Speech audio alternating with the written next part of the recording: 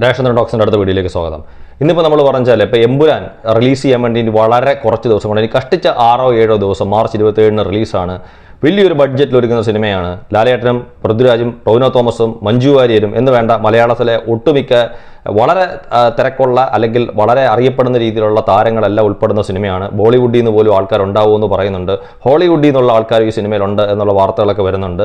അപ്പോൾ എന്തായാലും അതിൻ്റെ ടീസറും ഇന്ന് ട്രെയിലറും എല്ലാം റിലീസ് ചെയ്ത് കഴിഞ്ഞിരിക്കുന്നു. വലിയ രീതിയിലുള്ള ഒരു സ്വീകരണമാണ് സോഷ്യൽ മീഡിയയിൽ നടക്കുന്നത്. അപ്പോൾ അതിൻ്റെ ഒരു ബഡ്ജറ്റായിട്ട് ആദ്യം നമ്മൾ പറഞ്ഞു കേട്ടത് ഒരു 151 കോടിയാണ്. ലാലേട്ടൻ്റെയും പൃഥ്വിരാജിൻ്റെയും കൂടെ പ്രതിഫലം കൂട്ടാതെ 151 കോടിയാണ് അതിൻ്റെ ഒരു പ്രതിഫലം എന്നുള്ള രീതിയിലൊക്കെ നമ്മൾ കേട്ടു. അതായത് പ്രൊമോഷനും കാര്യങ്ങളൊക്കെ തുടങ്ങുന്നതിന് മുമ്പ് അതിൻ്റെ ഷൂട്ടിംഗ് ഏതാണ്ട് പൂർണ്ണമാകുന്നതിന് മുമ്പ് 151 കോടിയാണെന്ന് നമ്മൾ വിചാരിച്ചു. അപ്പം സ്വാഭാവികമായിട്ട് 151 കോടി മുടക്കിയ പടം തിരിച്ചു പിടിക്കേണ്ടെന്ന എമൗണ്ട് നമുക്കറിയാം. വളരെ ഭീമമായിട്ടുള്ള ഒരു തുകയാണ് തിരിച്ചു പിടിക്കേണ്ടത്. അതായത് 4ആയിട്ട് ഷെയർ ചെയ്ത് പോകുമ്പം പ്രൊഡ്യൂസറിനും ഡിസ്ട്രിബ്യൂട്ടറിനും തിയേറ്റർ ഓണേഴ്സിനും അതായത് എക്സിബിറ്റേഴ്സിനും അതായത് ഗവൺമെൻറ് അല്ലെങ്കിൽ അതായത് കോർപ്പറേഷൻ അല്ലെങ്കിൽ മുനിസിപ്പാലിറ്റി അല്ലെങ്കിൽ പഞ്ചായത്തിലേക്കൊക്കെ അതിൻ്റെ ഒരു ഷെയർ വീതിച്ച് 3-4 പല പെർസെൻറ്റേജിൽ പോകുന്ന സമയത്ത് തിരിച്ചു പിടിക്കേണ്ടുന്ന ഒരു വലിയ തുകയാണ്. എന്നാൽ മാത്രമേ എമ്പുരാൻ ലാഭമാകത്തുള്ളൂ. പക്ഷേ ഇപ്പോൾ വരുന്ന കണക്കുകൾ പ്രകാരം എമ്പുരാൻ്റെ നിർമ്മാണ ചെലവ് 151 കോടി അല്ല, പകരം 228 കോടിയാണ്. അതായത് കൃത്യമായിട്ടുള്ളൊരു കണക്ക് 228 കോടിയാണ് എമ്പുരാൻ്റെ ഇപ്പോഴത്തെ ഒരു നിർമ്മാണ ചെലവ്. മാത്രമല്ല ഇതിൻ്റെ അണിയറ പ്രവർത്തകർ അവകാശപ്പെടുന്നില്ല. പക്ഷേ ലാലേട്ടന് വേണ്ടിയിട്ട് വീഡിയോ ചെയ്യുന്ന ചില യൂട്യൂബേഴ്സ് കഴിഞ്ഞ കുറച്ച് നാളായിട്ട് അല്ലെങ്കിൽ സോഷ്യൽ മീഡിയയിൽ ഇതിൻ്റെ OTT റൈറ്റ്സും മറ്റും വിറ്റുപോയിട്ടുണ്ട്, അല്ലെങ്കിൽ ഇതിൻ്റെ സാറ്റലൈറ്റ് റൈറ്റും മറ്റും വിറ്റുപോയിട്ടുണ്ട്. ഏതാണ്ട് 30 കോടിക്കൊക്കെയാണ് വിറ്റുപോയിരിക്കുന്നത്. അല്ലെങ്കിൽ OTT ഡീൽ ഏതാണ്ട് 50 കോടി 90 കോടിയൊക്കെ ചോദിക്കുന്നുണ്ട്. അത്തരത്തിലുള്ള രീതിയിലുള്ള ചർച്ചകൾ നടക്കുന്നുണ്ട്. അന്യഭാഷകളിലേക്കുള്ള ഇതിൻ്റെ റൈറ്റുകളൊക്കെ വിറ്റുപോയിട്ടുണ്ടെന്നുള്ള വാർത്തകളാണ് നമ്മൾ സോഷ്യൽ മീഡിയയിൽ എവിടെ തുറന്നാലും ഫേസ്ബുക്ക് ആയാലും യൂട്യൂബ് ആയാലും ഇൻസ്റ്റാഗ്രാമിലും ഒക്കെ നമ്മൾ കാണാൻ സാധിക്കുന്നത്. പക്ഷേ 228 കോടി മുടക്കിയ ഈ സിനിമയുടെ തെലുങ്കിലേക്കുള്ള റൈറ്റ് മാത്രമാണ് ആകപ്പാട് വിറ്റുപോയിരിക്കുന്നത്. അതും ഏതാണ്ട് 15 കോടി രൂപയ്ക്ക് മാത്രമാണ് അത് വിറ്റുപോയിരിക്കുന്നത്. ഇതിൻ്റെ ഹിന്ദി റൈറ്റ്സോ ഇതിൻ്റെ മറ്റ് ഭാഷകളിലേക്കുള്ള റൈറ്റ്സോ ഒന്നും ഇതുവരെ വിറ്റുപോയിട്ടില്ല. ഇതിൻ്റെ OTT റൈറ്റും വിറ്റുപോയിട്ടില്ല, ഇതിൻ്റെ സാറ്റലൈറ്റ് റൈറ്റും വിറ്റുപോയിട്ടില്ല, ഒരു റൈറ്റും വിറ്റുപോയിട്ടില്ല. ഇതിപ്പം തുടരും എന്ന് പറയുന്ന ഒരു സിനിമ, അതായത് പറഞ്ഞത് കേട്ടത് ശരിയാണെങ്കിൽ തുടരും എന്ന് പറയുന്ന സിനിമ OTTയിൽ ആളില്ലാതെ എടുക്കാതെ മാറ്റി വെച്ചിരിക്കുന്നത്. ഇപ്പോൾ ആൾക്കാർ എന്ന് പറയും OTT വിറ്റുപോയി എന്ന് പറഞ്ഞാൽ വിറ്റുപോയില്ല എന്നുള്ള ഒരു ചർച്ച നടന്നതിന് ശേഷം ഇതുപോലെ സോഷ്യൽ മീഡിയയിൽ ആരോ പറഞ്ഞ് അതിൻ്റെ OTT റൈറ്റ് വിറ്റുപോയി എന്ന്. പക്ഷേ അതിൻ്റെ അണിയറ പ്രവർത്തകരുടെ ഭാഗത്ത് നിന്ന് OTT റൈറ്റ് വിറ്റുപോയെന്ന് ഇതുവരെ പ്രത്യേകിച്ച് റൈറ്റ് വിറ്റുപോകുന്നില്ല എന്ന് അന്ന് പറഞ്ഞ തരുൺ മൂർത്തിയുടെ വോയിസ് അല്ലെങ്കിൽ തരുൺ മൂർത്തിയെ പോലുള്ള ആൾക്കാരൊന്നും ഇതുമായിട്ട് ഇത് പ്രതികരിച്ചിട്ടില്ല. അത് അവിടെ ഇരിക്കുകയാണ്. അപ്പോൾ അടുത്ത സിനിമയും ഏതാണ്ട് പെട്ടിയിൽ കയറിയിരിക്കുന്ന അവസ്ഥയാണ്. അതായത് ഈ പറഞ്ഞ കണക്ക് തിയേറ്ററിൽ വലിയ രീതിയിലുള്ള എമൗണ്ട് മാത്രമല്ല, ഇതിനകത്ത് ഇപ്പോൾ ലൈക്ക പിന്മാറി എന്ന് പറയുന്ന സാഹചര്യത്തിൽ പകരം വന്നിരിക്കുന്ന ഗോകുലം ഗോപാലിനെ സംബന്ധിച്ചിടത്തോളം ഈ സിനിമയ്ക്ക് ഏതാണ്ട് 100 കോടി 110 കോടിയാണ് ഇതിന് മുടക്കേണ്ടെന്ന മുതൽ മുടക്കായിട്ട് വരുന്നത്. അതിൽ തന്നെ 78 കോടി മാത്രമേ ഗോകുലം ഗോപാലിന് ഇതുവരെ മുടക്കിയിട്ടുള്ളൂ. ബാക്കി തുക മുടക്കും എന്നൊക്കെയാണ് ഇതിൻ്റെ അണിയറ പ്രവർത്തകരുടെ ഭാഗത്തുനിന്ന് അറിയാൻ കഴിയുന്നതെന്നൊക്കെയാണ് വിവരങ്ങളെന്ന് പറയുന്നത്.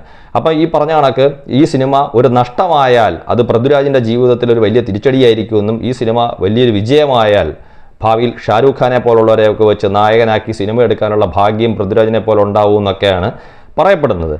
ഇനി ഇതൊക്കെ പറയുമ്പോഴും ശരി, ഈ വാർത്തയ്ക്കകത്ത് സത്യമുണ്ടോ, ഈ വാർത്തയ്ക്കകത്ത് സത്യം ഇല്ലയോ എന്നൊന്നും എനിക്കറിയില്ല. പക്ഷേ ഈ വാർത്ത ഞാൻ കണ്ടത് മറുനാടൻ മലയാളി എന്ന് പറയുന്ന ഒരു ചാനലിനകത്ത് ഷാജൻ സക്കറിയ എന്ന് പറയുന്ന ഒരു അവതാരകൻ പറയുന്നതാണ് ഞാൻ കേട്ടത്.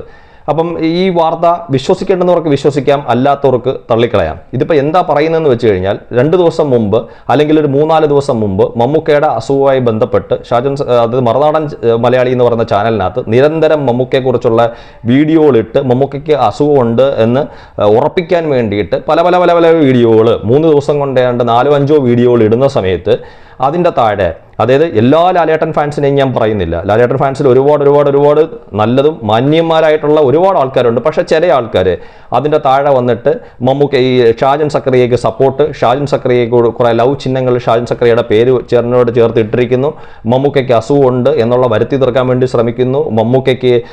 മമ്മൂട്ടിയും മനുഷ്യനല്ലേ, മമ്മൂട്ടിക്ക് അസുഖം വരുന്നതിന് എന്താ പ്രശ്നം, അത് ഷാജൻ റിപ്പോർട്ട് ചെയ്തപ്പോൾ മാത്രമാണോ പൊള്ളുന്നത്, മറ്റുള്ളവർക്ക് അസുഖം ഉണ്ടെന്ന് ഷാജൻ മുമ്പ് പറഞ്ഞിട്ടുണ്ടല്ലോ, അതൊക്കെ കാലം തെളിയിച്ചിട്ടുണ്ടല്ലോ എന്നൊക്കെ രീതിയിൽ പറയുന്നത് കേട്ട്. ചില ആൾക്കാർ പറയുന്നുണ്ട് കമോൺ ഷാജൻ എന്നൊക്കെ പറയുന്നത് കേട്ട്. എന്ന് വെച്ചാൽ ആ രീതിയിലൊക്കെ പറയുന്നത് കേട്ട് മമ്മൂക്കയുടെ അസുഖം മറുനാടൻ മലയാളി റിപ്പോർട്ട് ചെയ്തതാണ് കറക്റ്റ് എന്ന്. അപ്പം ഞാൻ പറഞ്ഞു വരുന്നത് അത്തരത്തിൽ ഏതെങ്കിലും ലാലേട്ടൻ്റെ ഏതെങ്കിലും ഫാൻസ്, എല്ലാവരെയും അല്ല ഞാൻ പറഞ്ഞത്, അങ്ങനെ ഷാജൻ സക്രിയയുടെ ആ വാർത്ത വിശ്വസിച്ച് ഇപ്പോഴും മമ്മൂക്കയ്ക്ക് എന്തെങ്കിലും അസുഖങ്ങൾ ഉണ്ട് എന്ന് വിശ്വസിച്ചിരിക്കുന്ന ലാലേട്ടൻ ഫാൻസിനെ സംബന്ധിച്ചിടത്തോളം ഈ വാർത്തയും കൂടെ അങ്ങ് വിശ്വസിച്ചോ, ഈ വാർത്തയും കൂടെ നിങ്ങളങ്ങ് ഏറ്റെടുത്തോ. അതായത് എമ്പുരാൻ എന്ന് പറയുന്ന സിനിമ ചുരുക്കം പറഞ്ഞു കഴിഞ്ഞാൽ ആ ചാനൽ പറയുന്ന അനുസരിച്ചിട്ടാണെങ്കിൽ ഇന്നിപ്പോൾ ഞാൻ നോക്കുമ്പോൾ ഈ മറുനാടൻ മലയാളിയുടെ വീഡിയോയുടെ താഴെ കൊണ്ടുവന്ന് ഒട്ടുമിക്ക ആൾക്കാരും നല്ല രീതിയിലുള്ള ചീത്ത വിളിച്ചിട്ടില്ലെന്ന് മാത്രം. ഈ സിനിമ റിലീസ് ആവാൻ സമയത്ത് ആണോ ഇങ്ങനെ കമൻറ്റ് ഇടുന്നതെന്നൊക്കെ ചോദിച്ചിട്ട് വലിയ രീതിയിലുള്ള വിമർശനങ്ങളാണ് അതിൻ്റെ താഴെ കമൻറ്റ്സ് ഇട്ടുകൊണ്ടിരിക്കുന്നത്. അപ്പോൾ ഈ ആൾക്കാരിൽ ചില ആൾക്കാരെയൊക്കെ ഞാൻ നോക്കുമ്പോൾ ഇവരൊക്കെ ഞാൻ മുമ്പേ പറഞ്ഞ രീതിയിലുള്ള കമൻറ്റുകൾ മുന്നേ ഉള്ള വീഡിയോയ്ക്ക് ഇട്ടിട്ടുണ്ട്. അപ്പോൾ അവർ ഈ വാർത്തയും കൂടെ അങ്ങ് വിശ്വസിച്ചു. അവർ പറയുന്നത് ഈ മറുനാടൻ മലയാളി റിപ്പോർട്ട് ചെയ്യുന്നത് എല്ലാം കാലം തെളിയിക്കും, എല്ലാം സത്യസന്ധമായിട്ടുള്ള വാർത്തയാണെന്നാണ് അവരൊക്കെ അവകാശപ്പെടുന്നത്. അങ്ങനെ അവകാശപ്പെടുന്ന എല്ലാവരും ഈ വാർത്തയും കൂടെ വിശ്വസിച്ചു. വേണമെന്നുണ്ടെങ്കിൽ നിങ്ങൾക്ക് വേണ്ടിയിട്ട് നിങ്ങളുടെ കൂടൊപ്പം നിന്ന് ഞാനും വിശ്വസിച്ചോളാം എമ്പുരാൻ്റെ ബഡ്ജറ്റ് 228 കോടിയാണെന്നും അതിൻ്റെ ഒരു റൈറ്റും വിറ്റ് പോയിട്ടില്ലെന്നും അത് പെട്ടിയിൽ ഇരിക്കുകയാണെന്നും അത് ഈ പറഞ്ഞ കണക്ക് വലിയ ഭീമമായിട്ടുള്ളൊരു തുക തിരിച്ചു പിടിച്ചാൽ മാത്രമേ ലാഭമാകത്തുള്ളൂ വേണമെങ്കിൽ നിങ്ങളുടെ കൂടെ ഞാൻ വിശ്വസിക്കാം. പക്ഷേ അത് ഞാൻ പറഞ്ഞില്ലേ, ഈ വാർത്തയിൽ വാസ്തവം ഉണ്ടെങ്കിലും ഇല്ലെങ്കിലും അത് റിപ്പോർട്ട് ചെയ്തത് മറുനാടനായതുകൊണ്ട് തൽക്കാലം ഈ വാർത്ത ഞാൻ വിശ്വസിക്കുന്നില്ല. കാര്യം ഈ വാർത്തയ്ക്ക് എന്തും വേണ്ടി ആധികാരികത ഉണ്ടെന്ന് എനിക്കറിയില്ല. കാര്യം അദ്ദേഹം വ്യക്തമായിട്ടുള്ള രേഖകൾ വെച്ചല്ല മുമ്പ് മമ്മൂക്കയുടെ കേസിനകത്തും ഇപ്പം ഈ സിനിമയുടെ ബഡ്ജറ്റിനെ കുറിച്ചും പറയുന്നത്.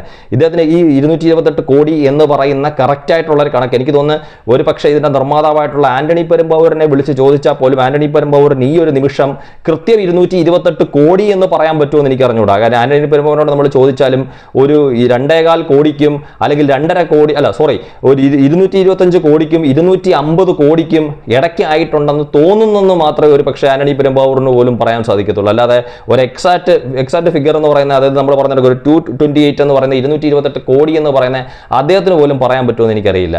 ഏതായാലും ഞാൻ മുമ്പേ പറഞ്ഞ കണക്ക് ഷാജൻ സക്രിയയ്ക്കും മറുനാടൻ മലയാളിക്കും കടുത്ത സപ്പോർട്ട് കൊടുക്കുന്ന ലാലേട്ടൻ ഫാൻസ് ഈ വാർത്തയും കൂടെ അങ്ങ് ഏറ്റെടുത്തോണം. അപ്പോൾ ഇതാണ് എമ്പുരാൻ്റെ നിലവിലുള്ള ബഡ്ജറ്റ്. അപ്പോൾ 228 കോടി മുടക്കണമെന്നുണ്ടെങ്കിൽ 400 കോടി തിരിച്ചു പിടിച്ചാൽ പോലും ആ സിനിമ വിജയമാവുമെന്ന് അറിയില്ല. അദ്ദേഹം തന്നെ ആ ചാനലിൽ പറയുന്ന കണക്ക് ഈ ഒരു മലയാള സിനിമ ലൈക്ക് ചെയ്ത് ഇട്ടിട്ട് ഓടാനുള്ള കാരണം തന്നെ ഇതാണ്. ഒരു മലയാള സിനിമയെ സംബന്ധിച്ചിടത്തോളം ഇത്രയും ഭീമമായിട്ടുള്ള ഒരു ബഡ്ജറ്റ് വരുമെന്ന് അവർ ഒരിക്കലും പ്രതീക്ഷിച്ചില്ല. അത്രയും ഭീമമായിട്ടുള്ള ഒരു ബഡ്ജറ്റ് വന്ന ഈ സിനിമ എവിടെ കൊണ്ടിട്ട് തിരിച്ചു പിടിക്കുമെന്ന് അറിയാത്തത് കൊണ്ടാണ് ലൈക്ക് ചെയ്ത് ഇന്ന് പേടിച്ചോടി എന്നൊക്കെയുള്ള രീതിയിലുള്ള വാർത്ത അതിനകത്ത് കാണാൻ സാധിച്ച്. അപ്പോൾ അത് നിങ്ങളുമായിട്ടൊന്ന് ഷെയർ ചെയ്യുന്നത് മാത്രം. Thank you.